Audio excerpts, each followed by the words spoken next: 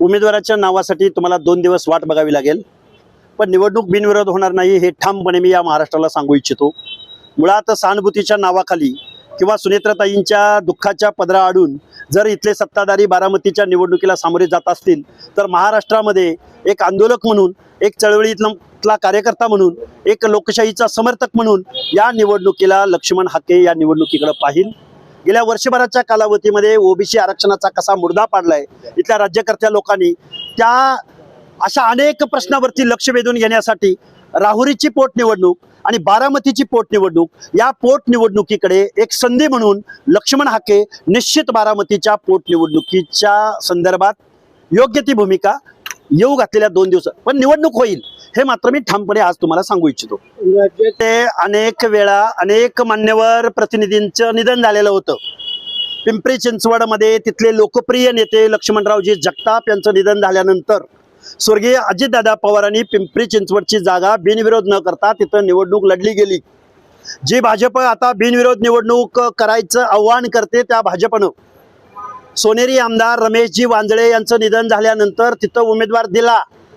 नुसती निवडणूक उमेदवार द्यायचा म्हणून दिला नाही, लढायचे म्हणून लढले नाहीत, तर तिथं सहानुभूती वगैरे न पाहता तिथं रमेश वांजळे यांच्या पत्नीचा पराभव करून स्वतःचा उमेदवार निवडून आणलेला आहे। माझं म्हणणं एकच आहे की अशा दुःखद प्रसंगाचं कारण समोर करून लोकशाहीमध्ये निवडणुका बिनविरोध करण्याचा पायंडा आजपर्यंत नव्हता, इथून पुढे पाडू नका। लोकशाही टिकायची असेल तर निवडणुका झाल्या पाहिजेत। सहानुभूतीचं कारण सांगून सुनेत्राताईंना दादाच्या 3व्या दिवशी उपमुख्यमंत्री पदाची शपथ दिली ना, आम्ही स्वीकारली। ज्या पार्थ पवारांचं कॅरेक्टर, ज्या पार्थ पवारांचं राजकारणातलं योगदान हे हजारो कोटींच्या घोटाळ्याच्या आरोपांनी बरबटलेलं आहे, ज्याची चौकशी सुरू आहे, त्या माणसाला तुम्ही बिनविरोध राज्यसभेवर पाठवलं वरिष्ठांच्या सभागृहात।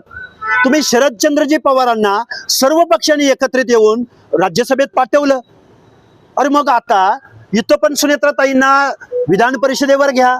पुढच्या निवडणुकांमध्ये विधान परिषदेच्या अनेक जागा रिक्त होत आहेत, तिथं सुनेत्राताईंना संधी द्यावी आणि भाजपला आपल्या कामाचा, भाजप आणि त्यांच्या सर्व पक्षांना जर त्यांच्या कामाचा एवढा कॉन्फिडन्स असेल, एक उमेदवार द्यावा ना की त्याला आम्ही त्याच्या समोरच निवडणुकीला सामोरं जाऊ। तुम्हाला असं राष्ट्रवादीनं कुठलाही उमेदवार द्यावा।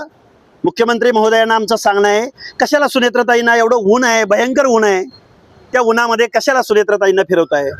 सुनेत्राताईंना सुद्धा जसं पार्थ पवार शरद पवारांना बिनविरोध दिलं, त्यावेळी तुम्हाला बाकीच्या लोकांचे प्रश्न समस्या दिसल्या नाहीत, तर सुनेत्राताईंना विधान परिषदेवर देण्यात यावं।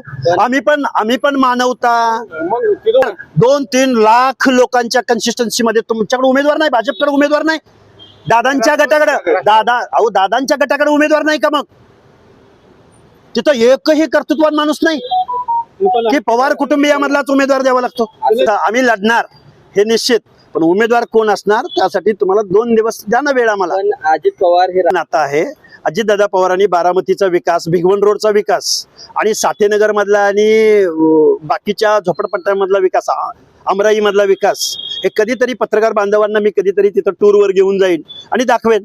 जिरायती भागामधल्या 30-40 गावामध्ये पिण्याच्या पाण्याचा प्रश्न, शेतीच्या पाण्याचा प्रश्न, त्यांच्या बाबतीत काय दुजाभाव केला जातो आणि बागायती भागामधल्या प्रदूषित शेतीचा प्रश्न, हे तुम्हाला सगळे प्रश्न तिथं घेऊन जाऊन दाखवेन। आणि पवार कुटुंबियांना माळेगाव कारखान्याच्या चेअरमन पदापासून ते शिवप्रसारक शिक्षण प्रसारक मंडळी शिक्षण संस्थेच्या अध्यक्षपदापासून कबड्डीचं अध्यक्षपद पाहिजे, खो खोचं अध्यक्षपद पाहिजे, क्रिकेटचं अध्यक्षपद पाहिजे, रयतचं अध्यक्षपद पाहिजे। अरे द्या ना एखाद्या सर्वसामान्य कुटुंबामधल्या एखाद्या जगतापाला, एखाद्या सातवांना, एखाद्या जाचकांना, एखाद्या काकडेंना का बरं देत नाहीत उमेदवार? द्या ना, सर्वसामान्य माणसाचं नेतृत्व कधीतरी पुढे येऊ द्या।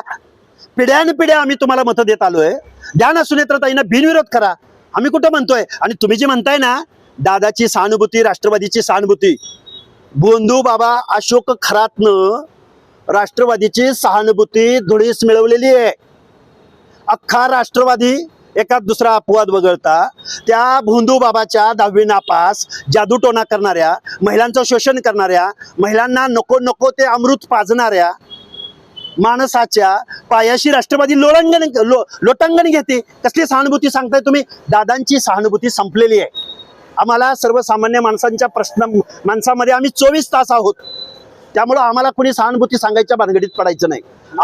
आम्ही ओबीसीचे प्रश्न आणि त्या प्रश्नावरती लक्ष वेधून घेण्यासाठी या निवडणुकीला ताकदीनं सामोरं जाऊ. पोटनिवडणुकीला विरोध असायचं कारण काय?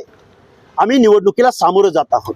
आम्ही ताईंना विरोध करण्यापेक्षा आम्ही आमच्या प्रश्नावरती इथल्या राज्यकर्त्यांचं लक्ष वेधून घेणार आहोत.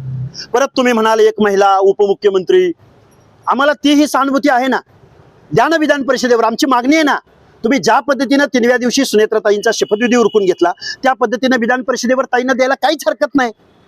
तुम्हाला तुमच्या वर्षभराच्या कालावधीचं ऑडिट करण्यासाठी, तुम्ही घेतलेल्या निर्णयाचं ऑडिट करण्यासाठी तुम्ही ते एखादा दुसरा उमेदवार द्या ना, आम्ही त्याला पराभूत करून दाखवू.